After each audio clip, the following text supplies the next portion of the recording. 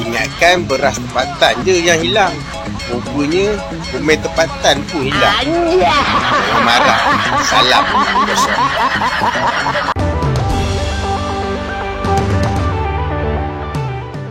Ya, kekocakan warganet negara tetangga tak ada habis-habisnya.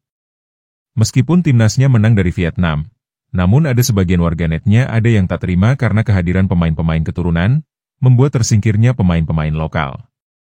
Sehingga ada yang mengatakan tak merasa bangga dengan kemenangan tersebut. Selamat petang, nama saya Ralvinder Singh. Hari ini saya tak nak cerita politik, saya nak cerita sukan. Bola sepak Malaysia. Masa saya kecil sampai sekarang saya memang peminat bola sepak.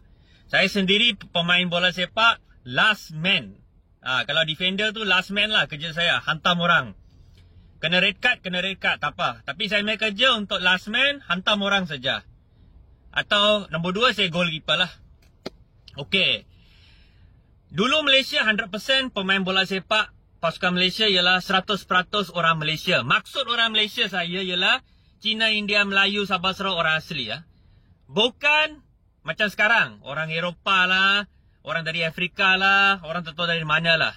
Dia orang tak tahu kasih PR ke, kasih IC biru, jadikan pasukan, pemain pasukan Malaysia. Ada yang main dekat Malaysia, dekat klub-klub Malaysia, ada yang memang main dekat luar lah. So sekarang orang mengagung-agungkan, wah Malaysia menang, pasukan baru. Sesuatu yang baru. Apa yang baru? Diorang tak kasih peluang dekat pemain-pemain lokal Malaysia dan diorang kasih peluang kepada orang asing. So sekarang dia bukan pasukan Malaysia, dia sekarang pasukan warga asing Malaysia. Foreigner Malaysia football team. Understand or not? Kita sekarang pasukan warga asing Malaysia, bukan pasukan Malaysia sudah. So kenapa banyak peminat, banyak orang mengagung-agungkan? Diorang ada pakai otak ke tak? Kita menggunakan warga asing 90% dalam starting 11, dalam starting 11 tu. Kalau tengok semalam Malaysia lawan Vietnam, tak silap saya lah 2 orang Melayu saja daripada 11 pemain. Baki 11 orang tu semua warga asing. So apa yang orang Malaysia mengagung-agungkan pasukan Malaysia? Mana orang sudah pergi?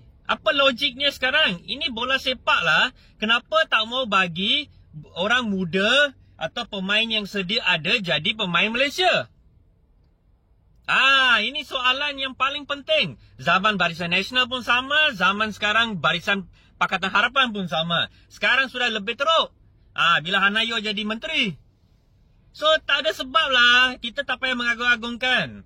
Kalau kita boleh mengagung-agungkan kalau 100% tu pemain Malaysia, Melayu, Cina, India, Sabah, Sarawak orang asli main. Bukan warga asing main untuk negara kita. Bukan. Saya haraplah rakyat Malaysia faham apa yang saya cakap. Kita kena fikir ke depan, bukan fikir ke belakang. Kita pakai warga asing. Orang nampak dekat serata dunia, orang nampak, this Malaysia lah.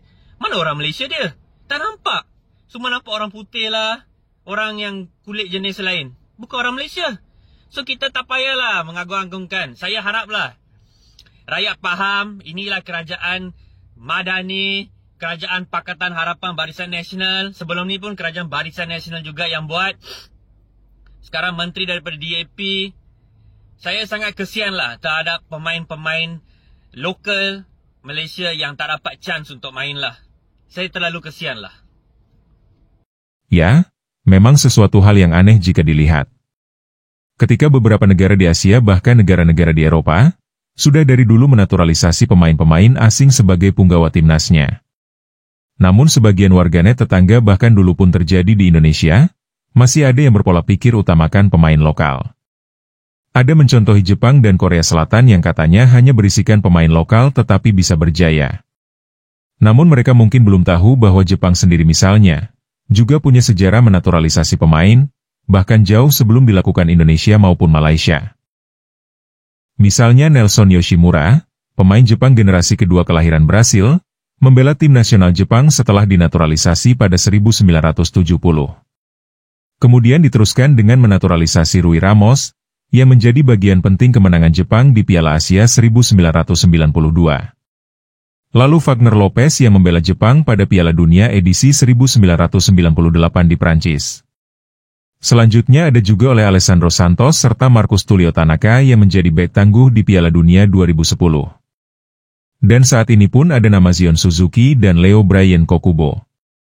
Dan beberapa negara di Asia, Eropa maupun Amerika, juga menaturalisasi pemain-pemain keturunan ataupun bukan. Sehingga ketika bicara tentang naturalisasi pemain, bukan barang baru atau sesuatu yang menjadi bencana bagi sepak bola di suatu negara. Tinggal bagaimana skill pemain-pemain lokal, agar mampu bersaing dengan pemain-pemain naturalisasi. Dan itu pun terbukti di Indonesia, beberapa pemain lokal juga bisa bersaing dengan pemain-pemain keturunan. Hal ini juga yang membuat warganetnya sendiri mengucap otak-otak yang masih terpasung dengan pola pikir sempit. Korang ingat tak dulu waktu Singapura rancak dengan pemain import sekitar 2000-an? Kita hentam bagai nak rakkan. Kita nak pemain tempatan saja. Dan FAM pun waktu tu tolak naturalisasi. Saya ingat lagi.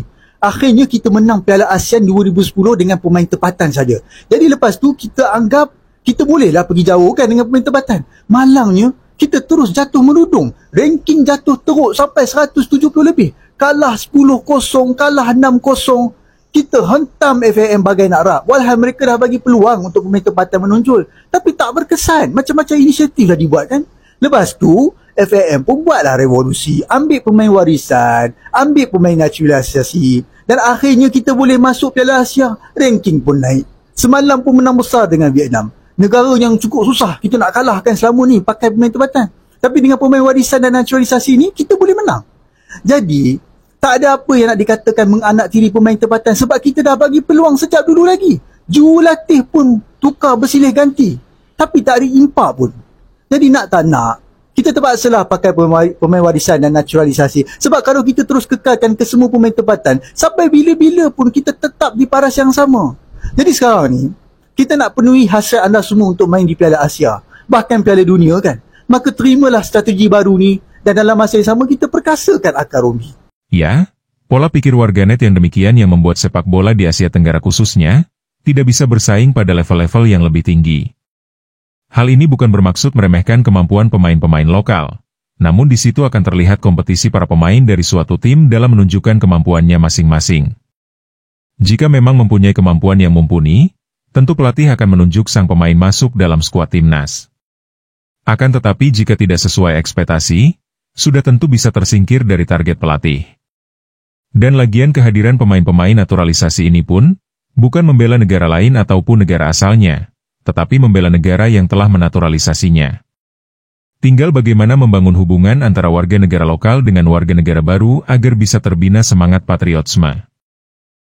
Namun untuk di tetangga sebelah ini, hal seperti itu tidak perlu diherankan, karena sebagiannya masih terkungkung dengan tatanan pribumi dan non-pribumi.